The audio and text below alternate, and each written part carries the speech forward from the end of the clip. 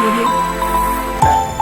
right, it's Charles Jourdan here with Phoenix Media. I'm here with Jenny Sichel, special guest. Very, very excited to have her. She is the 2016 silver medalist for the Paralympic rowing team. Yeah, is that right? You got it. And you are the coxswain. Can you explain what the coxswain is? Yeah, so basically the coxswain is three things. Okay. We are in the boat coach. So while we're in the boat, we know what's going on, how to correct it, basically. And then we also steer. So there's a little tiny rudder underneath the boat. We have a string. Okay. And we move the string to steer to keep the straight line. Okay. Which I'll explain more in a little bit. Okay. And then we also motivate. And for us, motivating isn't necessarily what you usually hear when you think coxswain, the row. Right. It's more of telling them where we are in the race, telling them where the other boats are. Information is motivation in coxswain. Okay. Now, when the athletes that you're working with, I understand they're Paralympians. Yeah. So what are some of the, I hate to say disabilities, but some of the things that you see that the athletes are dealing with right now in the training? So it can be completely variable. We have actually in para rowing, we have 3 different classes. We have para rowing 1, 2, and 3, with 3 being the lesser of the disabilities and 1 being like paraplegic or at-hip amputee, double at-hip amputee, something of that nature. And so the people that I cox are PR3s. Okay. And they can have anything where they are able to use their entire body for rowing. Okay. And so basically what you see on the river are people with sliding seats, moving back and forth, using their arms, body, legs, and that's what my athletes do. All right. Yeah. So that sounds very, very complicated. And you're completely able-bodied. So what is you have a partnership with the Paralympians? Is that? So it's kind of like, basically I train, I work with them, I'm an athlete in the boat just as they're athletes in the boat. At World Championships, I'm considered an athlete as any other rowing person would be. And then when it comes to the Paralympics, because I am able-bodied, I get the denotation of athlete competition partner. Competition partner. Yeah. Never even heard of that. Didn't know that was something Yeah. that happened in the Paralympics. Think like a guide runner for blind athletes. Okay. Someone that runs beside them, I get the same kind of marking as them. Awesome. That's amazing. So you guys are training right now for the 2020 Olympics. Yeah. And where is that taking place? In Tokyo. That is so awesome. So you were in Brazil, and now you're going to Tokyo. Yeah, so I've actually been all over the world with rowing. Okay. So what are some places that you've been recently? Because I understand you won some world medals as well. Yeah, so I'll tell you first a little bit about my history. I was on the team in 2010 and went to New Zealand with the team that year. And then was back on the team again in 2013, 14, 15, 16, and 17. And so I've been to South Korea, I've been to France, Amsterdam, I've been to this previous Worlds in 2017 was actually in Florida. Oh. Go USA. Yay. And Rio. Yeah, so I love traveling and I'm excited and want to go to Tokyo. Any other places in between now and Tokyo, or are you just training right here at the CRF facility? Yeah, so we actually, we'll have World Championships for the next couple of years, and those will be all over the world. But our training really does take place here in Boston at Community Rowing. Amazing. Yeah, it's like a local boathouse, and they have all sorts of athletes from ages 12 to, I don't even know the oldest. I know the oldest adaptive athlete we have there is 84. Oh my goodness. Rowing? Yeah. Oh yeah. In shape? Well, sometimes they do get in shape. Yeah. Like sometimes you got a 90-year-old athlete that's in better shape than I am. So Well, I'm not in that kind of shape. I just sit there and tell people what to do. No. You look like you're fit. Okay. Yeah. So we train out of this boathouse, and we have competitive youth. We have competitive masters, which are over 21 basically.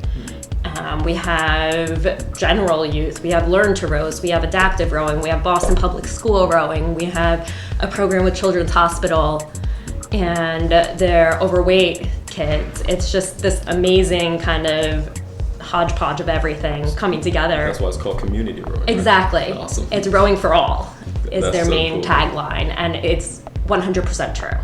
That's great. It's Yeah. good to hear. Cool. So you got to win a medal for the USA. Do you Yeah. want to unveil this thing so we can see it? Yeah. Please. I mean, you want to say it? Yes, of course I do. Okay. So this is my silver medal from Rio. Wow. And I'll take it out. You can hold it. It is heavy. Like really, really heavy. Yeah. It's a weapon. It does chafe a little bit, but another cool fact, I want you to shake it. Okay, what's that? So, in the Paralympic medals only, each different color medal makes a different noise. Oh, okay. And that's so that blind and visually impaired athletes know what color medal they got. That's amazing. That is really, really cool. Yeah. So if you got a bronze, it would make a different noise than that. And if you got a gold, it would make a different noise. How about that? Kind of like a different pitch. I wish you could feel how heavy this is. This is a very heavy stone that can be slung from a sling. It's very cool. Not gonna do that, but I have dropped it. Oh, no. I dropped it the day I got it, actually. Oh. All right, so Yeah. as far as your training goes, anything that you're doing outside, I mean, I know that a lot of athletes, they are able to get sponsorships and things like that. Are the Paralympians seeing anything like that? Or? We're definitely seeing more and more sponsorships and things of that nature, but I will say, like, I have to work a full-time job and train full-time. Even though you're a silver medalist? Yeah. Oh, yeah. Because, so I'll start with my life, basically. So I go into practice at 5 in the morning, get out at 7, and then work all day, full-time job, and then go to practice 6 or 7 at night and get out at 8:30. And then I go to bed and I wake up and do it again. You want to talk social life? There is none. But outside of that, there's also differentials in, like, I know you've heard of the prize money that the athletes get for winning a different medal. Of course. And so a lot of things that people don't know is that the Paralympians get about 1/5 of what the Olympians get for prize money for a medal. 1/5. Yeah, so for instance, a Olympian in Rio got $25,000 per medal. A Paralympian got $5,000 for a gold medal. And so that makes it really difficult, especially on us when we are training just as hard, doing as much as we can, accomplishing a dream and driving towards the next one. And it How are you just, supposed to be able to sustain that high level of training? it's insanely difficult. Yeah. So you and I spoke, and you're talking Yeah. about you're trying to be on the forefront of trying to make some of those things change. and Yeah. talking to some people. Do you want to explain any of that? Can you explain any of that on camera? Or Yeah, I mean, I think just the main thing right now is getting the word out there and letting people know, like, look, this is happening. We don't expect it to change overnight. And there's no doubt in my mind that I will have to work for it and keep it going. But I want kind of that opportunity for, if you win a medal, to be equal to the Olympics. Or if you are training, make that equal to a training Olympian. Make that funding equal to a training Olympian and make that awareness equal. and you said that the funding is equal in other places, but not the U.S. So word on the street is that yes, funding is equal in other countries in Europe, per se, mostly in Europe. And I think it is getting better here in the US. Like, I don't know if you watched the Super Bowl recently. So Toyota just put out this amazing ad about a Paralympian going to Pyeongchang.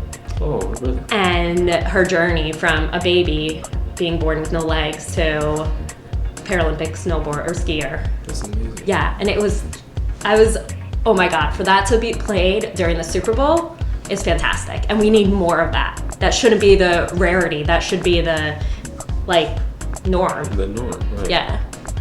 We need to step it up, America. Just kidding, but seriously. It's great that that America has stepped up and tried to raise awareness and put a spotlight on Paralympians, and national exposure in the commercial is awesome, but obviously more steps need to be taken in the future, and you're in the forefront of that, so it's really awesome. Really appreciate that, sure. Yeah, definitely. I think we just need to kind of get over that stigma of talking about disability and really push forward in the U.S. with it. So what would be some of your suggestions? How should someone approach that situation? I mean, a lot of people feel like, even me, I find myself kind of dancing around wanting to say disability. I don't feel comfortable saying someone has a disability. You know, I think there will always be that sort of tension involved, but I think approaching that tension, even just with talking about it, and instead of, you know, staring at somebody, maybe they want to be approached and say, hey, so I like, see you're in a wheelchair. Or, I mean, best thing to do is they're a person. Treat them like it. Don't treat them like they're something else. So. Well, Jenny, I really appreciate you being here. Thanks. And being on the forefront of this, and I wish you great success in your future endeavors. Hopefully bring back a gold in Tokyo. That's the goal. All right, and you know, continue to do your great work. Thank you so much. Thank you so much.